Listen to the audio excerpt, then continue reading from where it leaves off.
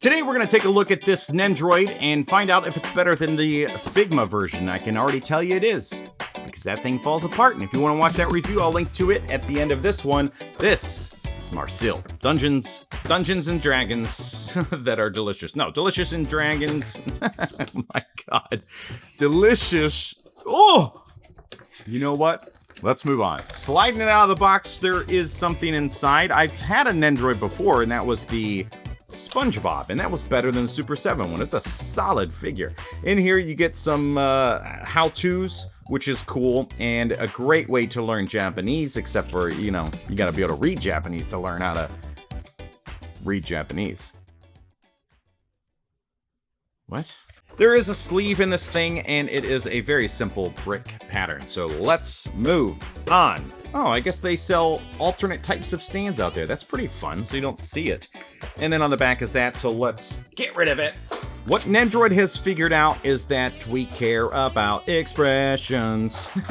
Because I'm seeing these two, and that makes me super happy. This is, especially when you're doing something like this, it's like this is the better version of a Funko Pop, but of course, much more expensive. This is what you need to do. You need to focus on like the cute factor of all of them. That's what like SpongeBob really nailed.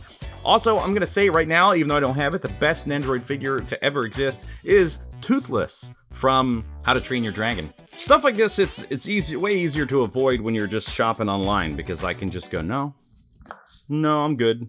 Tape to my hair. But when you see stuff in person, yeah, it's like, okay, I'm buying it. Like a loser. Speaking of delicious in dungeon, I did do it in my kind of like my SDCC video that I have this. We'll have to look at that sometime. But today, it's this. All right, there aren't a lot of items in these things, so let's just get into it. We have her staff, which does look great. I mean, it's very simple. It's very on brand with the like simplified colors, but it does exactly what it needs to do. It reminds you of the show. You also get this generic base, which comes with all of them. You get this little thing, and you can plug it in to whatever hole you want to get the best layout that you're looking for. And then you get an alternate neck peg, which is nice with, oh, that's cute, a little Good Smile logo.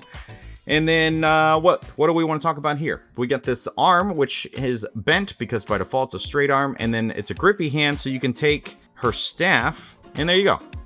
Alternatively, you can take this, which don't pull them out of the plant, pull them out of the ground, out of the pot, because they scream. I forgot what they're called.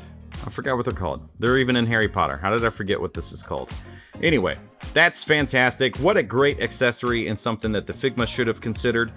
The alternate right hand is this with the chopsticks, because this is kind of like what Figma figured out, is that people want the bowls, and it's the same exact food bowl as what we got from the Figma. So left hand is here. I wonder, does this also come out? Nope, at least it's not supposed to. And then she also has a bent arm for the left side with a gripping hand.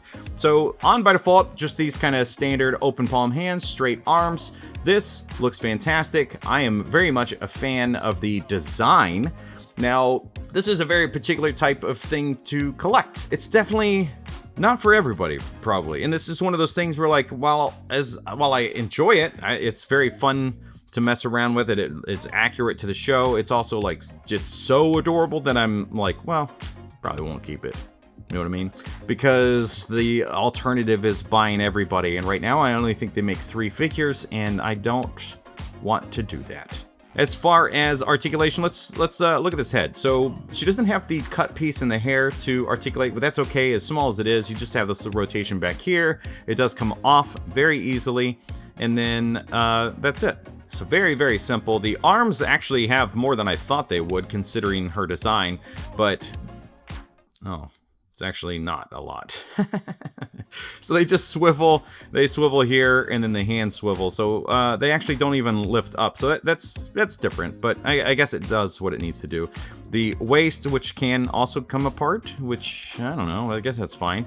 There's some rotation there. The legs have some movements. You could get some like little walking poses, I guess. She cannot sit down, that's okay. She's got her little book on the side. So that, you know, for an Nendoroid, it's doing exactly what you should expect. Removing the front piece of the hair allows us to take, by the way, this faceplate. Yeah, paint is fantastic around those eyes. Let's take that one off. Let's get the crying one on because she does not want to eat the food, but the food is also so delicious, so she'll eat it. Look at that little crying face. That's it's really funny.